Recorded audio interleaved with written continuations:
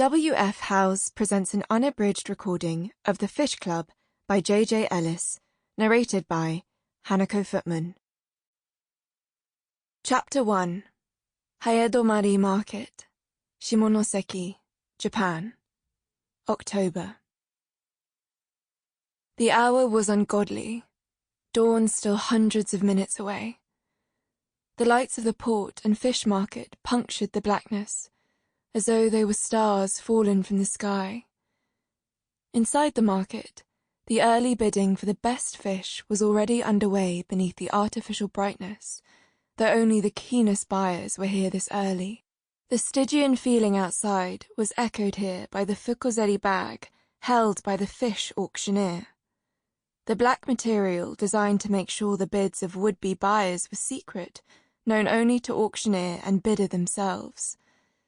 Ayano Shibanuma, perhaps the oldest of those bidding, though certainly not the only one for whom youth was a distant memory, was permitted to make the first offer for the prized delicacy on account of his seniority.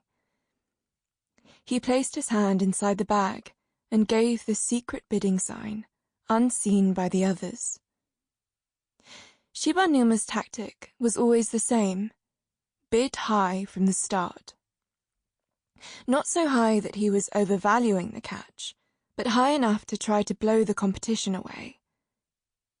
He grasped the auctioneer's finger inside the fukozeri, using the secret grip, the one taught to him by his father and his father's father before that. It was a lineage of fish chefs that stretched back so far that the tales told by Shibanuma when he was a boy had assumed almost mythical proportions.